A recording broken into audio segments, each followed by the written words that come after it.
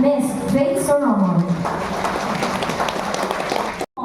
The SB Chair on Women, Gender and Development, represented by her Chief of Staff, Mr. Walter Galorio. Please give them a round of applause, please. Empowered and great women. Again, maayong buntag, no? Magandang umaga po. My greetings of peace. Assalamualaikum. Yes. Don't you know that saying salam, assalamualaikum, if you say salam, peace be upon you, you should not do any harm to a woman. If a woman says salam to a man, he should not do any harm because there was already an offering. There is a very strict cultural practices or laws concerning women. I grew up in Marawi. I worked in Mindanao State University as faculty for 17 years, and I admit, no, during this time, I really did not feel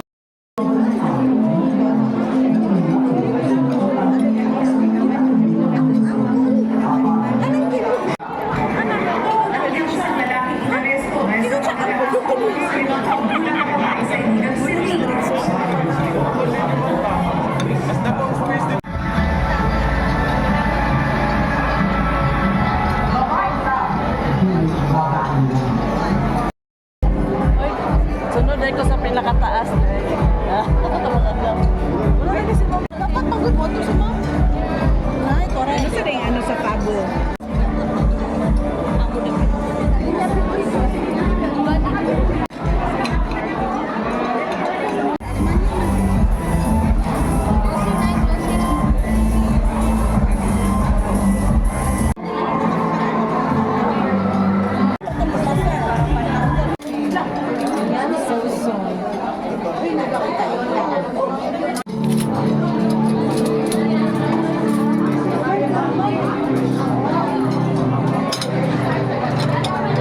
Gamay na naman dako.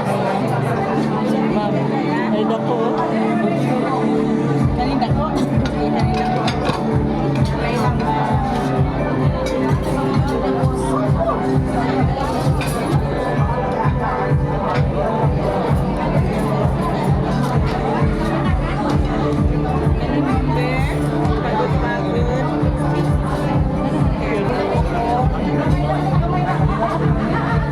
Pwede ba tayong patatas?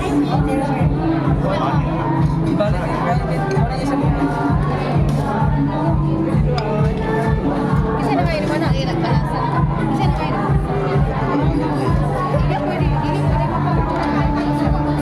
Saan saan eh? Same na ma'am. Karyara? Moy.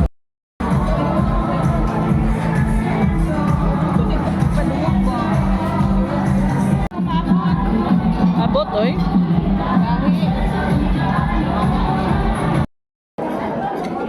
Frosting. Ano naman pangit?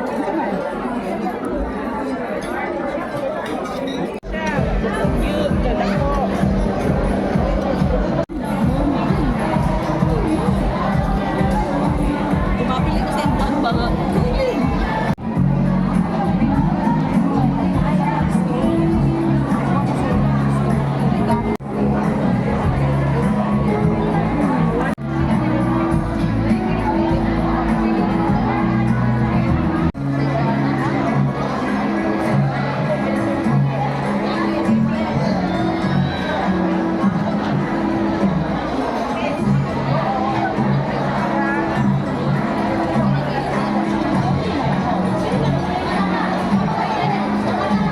It was really successful in a way Kwan engaged me with the students because usually they were not able to know nothing a campaign, like not even the campaign to end Bausi. So what's the campaign about? So muna siya mga Kwan, so we all start with initiating lang yun. We begin sa small na mga units nato sa those spaces. That's why right now we also extend our influence outside the community, which is here. We're glad na invited to me by the Sinogad. So right now, I'd like to I'd like to convey that actually the violence against women and children from a social science student perspective, it's not some sort of external problem. Vowsy is not kanang ito panalitan ka na sa family. Kaya kanang problem na siya dapat i-end. But really, it's a system that we are ending. So when we talk of violence against women and children, we also talk about violence sa system or its mismo problem sa system.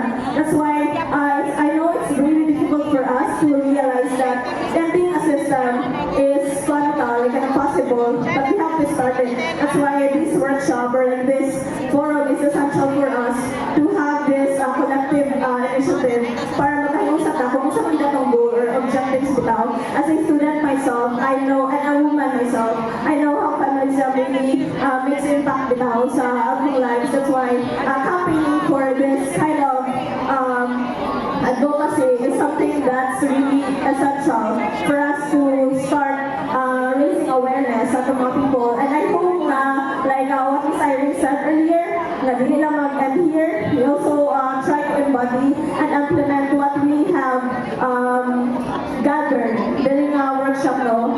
I expect na sa ating mga communities, when we end this workshop, kay natin mahimo. And yeah, that's something na kanang bala gagmay, so long as nalang sila mahimo, it's really effective na. And with a comprehensive understanding of the lessons. And the other objective is to highlight the support services offered at the session of the Barangay Council so as to collaborate the different partner agencies like the Barangay Council, the PNP, the collaboration to our different government agencies. Na mga pwede nga dili na namo himuon kay bisaw-bisaw sa panahon sayop gayud ka na o dautan na dili na maayo. Can we welcome the facilitator of Group 3, Renalo Nagari. Stress di ali. Oh, yun na-stress tanan.